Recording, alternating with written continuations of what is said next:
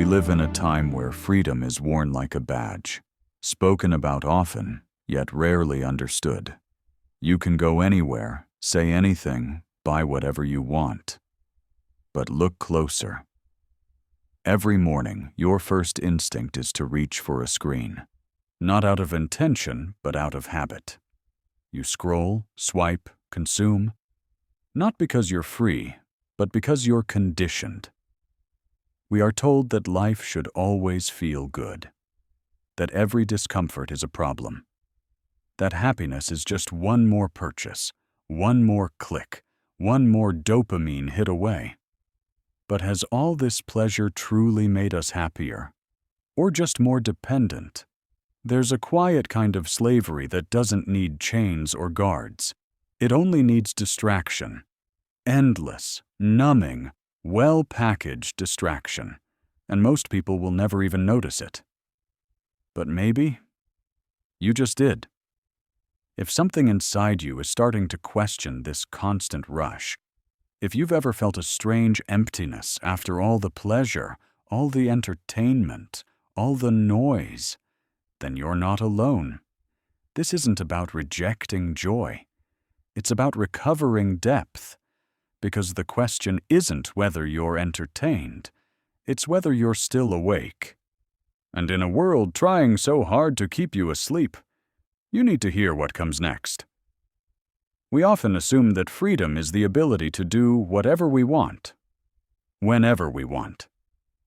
But real freedom begins not with indulgence, but with restraint. It begins when you are no longer ruled by impulse. Think about your daily life. How many of your actions are actually chosen? And how many are automatic? You check your phone dozens of times without thinking. You open apps not because you need them, but because your thumb has learned the pattern. You consume videos, snacks, noise, without pause, without presence. This isn't freedom, this is programming. Strategic deprivation is the first step toward undoing that programming. It's not about punishment or self-denial. It's about waking up. It means intentionally removing the things that hijack your attention and distort your internal compass. Try going 48 hours without social media. Skip the fast food for a few days. Turn off background noise and sit with silence. You'll be surprised by what surfaces. At first, it will feel uncomfortable. You'll reach for your phone and realize there's nothing there to check. You'll sit in silence and feel anxious. That's normal. The systems you've grown dependent on have trained your brain to expect constant stimulation. But when you withhold these artificial rewards, something powerful begins to happen. Your mind starts to recalibrate. You begin to rediscover pleasure in smaller things. A walk outside, a deep breath, a meaningful conversation.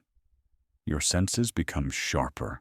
You feel more alive, not because you've added more noise, but because you've learned how to listen beneath it. Strategic deprivation creates space, and space is where self-awareness lives. But here's the catch. Most people will never make it past the initial discomfort. The moment silence starts to feel heavy, they run back to the noise. Not because they want to, but because they don't know how to handle what arises when the distractions fall away. That's why strategic deprivation is not enough on its own. It's just the first step. To truly reclaim your autonomy, you must go deeper. You must retrain your nervous system to stop fearing discomfort, to sit with it, listen to it, and learn from it. Because when you stop running from discomfort, you start to remember who you are beneath all the noise. And that memory is the beginning of real strength. In the next part, we'll explore how to rebuild your tolerance for discomfort and why this forgotten skill may be the most powerful thing you'll ever reclaim. Most people believe they fear pain. But in truth, what they fear is discomfort, without distraction. We live in a world where even a few seconds of waiting feels unbearable. We check our phones in elevators. We scroll through content while brushing our teeth. Silence has become a threat, and boredom feels like failure. But the real danger isn't the discomfort itself. It's the fact that we've forgotten how to sit with it. Discomfort is part of being human. It's not an error in the system. It is the system. Growth, clarity, emotional maturity, none of these come from ease. They come from the willingness to endure, to observe, to stay present, even when it doesn't feel good. Rebuilding your tolerance for discomfort isn't glamorous. It doesn't happen in one weekend retreat or after a motivational video. It happens in the quiet, everyday decisions to stay with what is difficult. It's when you feel anxious and don't immediately numb it. It's when you feel lonely and don't rush to fill the space with noise. It's when you feel restless and allow that restlessness to move through you without reaching for something to silence it. This isn't about suffering for suffering's sake. It's about remembering that not everything uncomfortable is dangerous, and not everything pleasant is healthy. Discomfort often signals the edge of your growth zone. Avoiding it shrinks you. Sitting with it stretches you. Let's be clear. Modern life is engineered to pull you away from this process. Entire industries profit from your inability to tolerate stillness. They want your reaction, not your reflection. They want your impulses, not your patience. But every time you resist that pull, even briefly, you begin to reclaim something the world has stolen from you: your inner steadiness. You don't need to chase adversity to become strong. Life already offers more than enough challenge. What you do need is the capacity to face it without flinching, to breathe through the urge to escape, to remain when everything inside you screams, "Get out." Ironically, the more you allow yourself to feel what's real, without running, avoiding, or numbing, the less control it has over you. That's the paradox. Discomfort loses power when it's no longer feared. And here's the truth no one wants to hear. If you can't sit with discomfort, you can't sit with yourself. And if you can't sit with yourself, you will always be looking outward, for noise, for comfort, for something to rescue you from your own mind. But what if the rescue was never coming? What if the answer was never out there? That's when the real journey begins. Not in running away, but in learning to think clearly, independently, and fearlessly. That's what we'll explore next. Once you've reclaimed space through deprivation and stabilized yourself in discomfort, a new kind of clarity begins to emerge. But clarity alone isn't enough. You need a compass. And that compass is critical thinking. In a world designed to flood your senses, thinking clearly is a radical act. We often imagine critical thinking as something reserved for academics or philosophers, but in reality, it's a daily survival skill.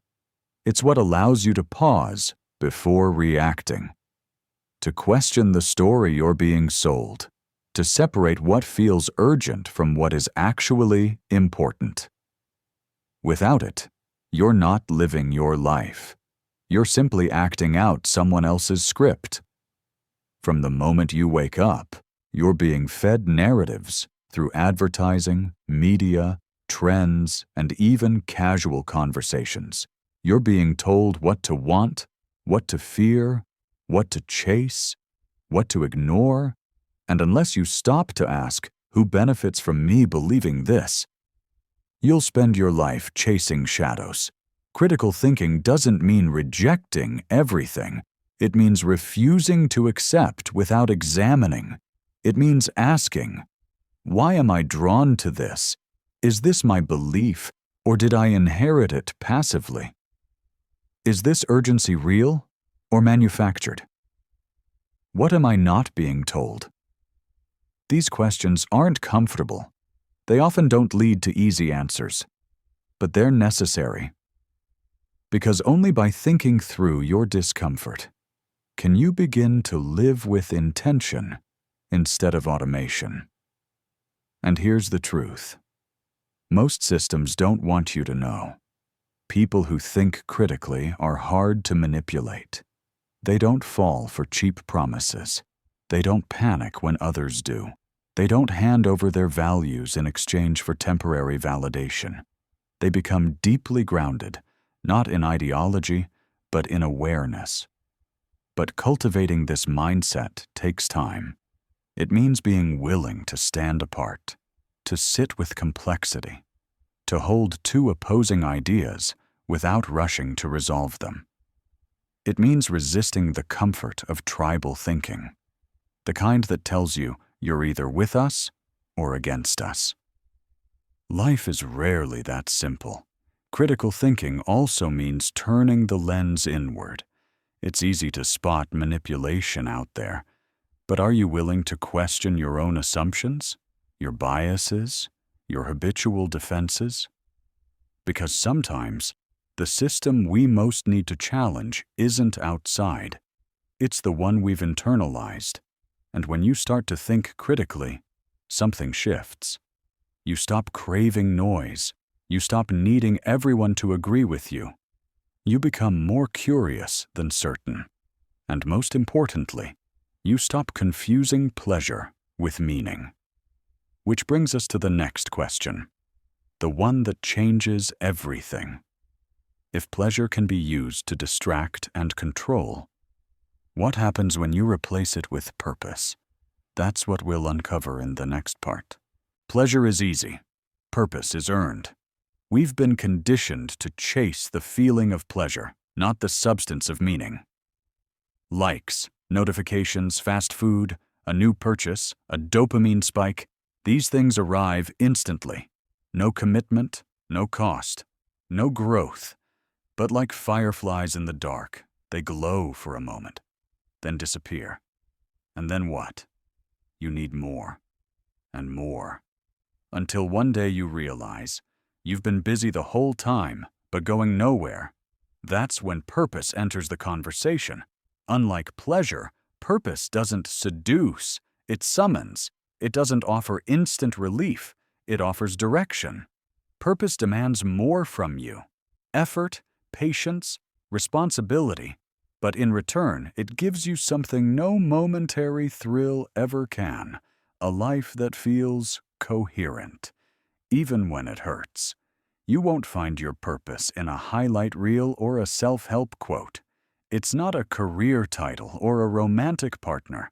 It's something quieter, deeper, found in the moments when you decide to show up, even when no one's watching, when you stay committed, even when quitting would be easier, when you endure discomfort not because you have to, but because you've chosen something bigger than yourself.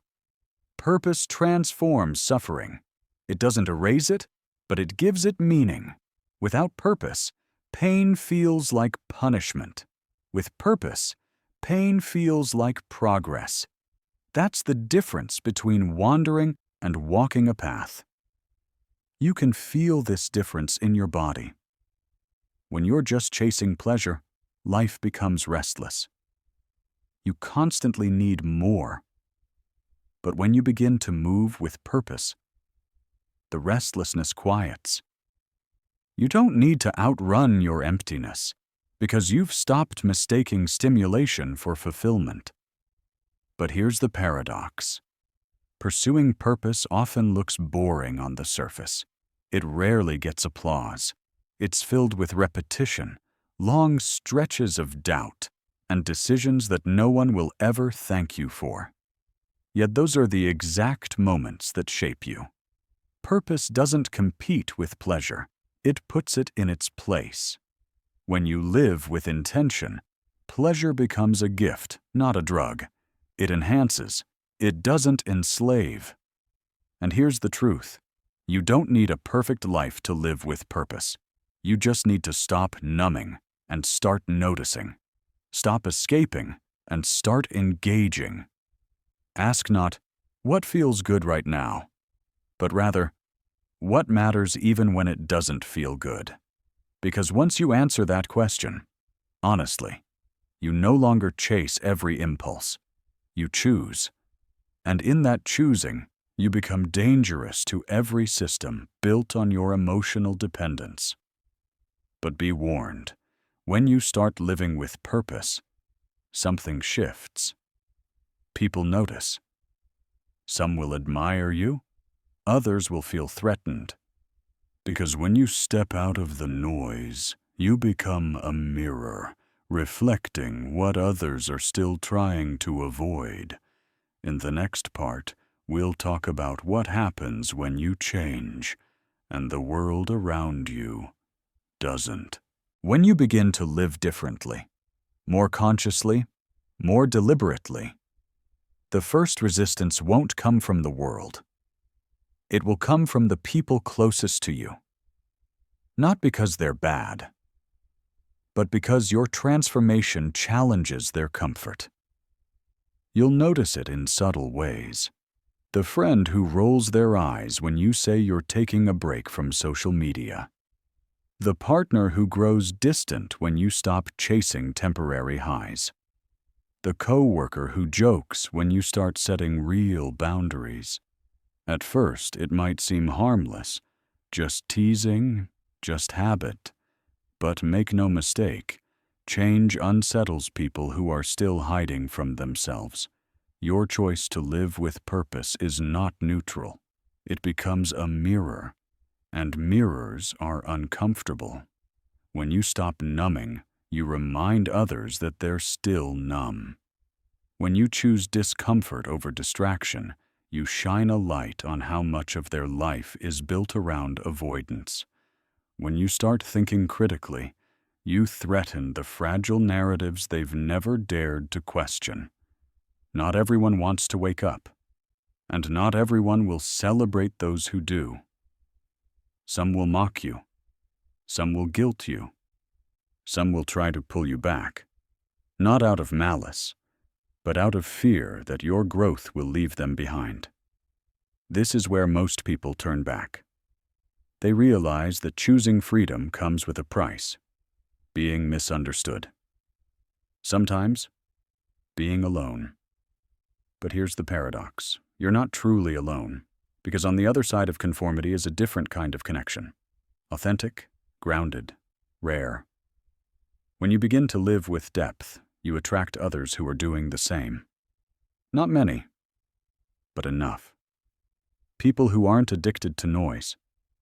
People who value presence over performance. People who ask uncomfortable questions and wait for real answers. The kind of people who don't just fill a room, but shift the atmosphere within it. To meet them, you have to keep walking, even when it gets lonely. Especially when it gets lonely. The world doesn't need more people who conform. It needs people who wake up, who live by internal compass, not external pressure, who choose meaning over ease, truth over comfort. And when you make that choice, day after day, even when no one's watching, that's when you know you're free. Not because life gets easier, but because you've become unshakable. So now the question isn't, will others approve? It's, are you willing to live awake in a world that prefers to sleep? Because once you see the truth, you can never unsee it. Freedom doesn't begin with a revolution out there. It begins in silence. When you finally stop running from yourself, the world is loud, chaotic, always calling your attention outward. But everything that truly matters lives in the space you've been taught to avoid. Stillness, discomfort, reflection, choice.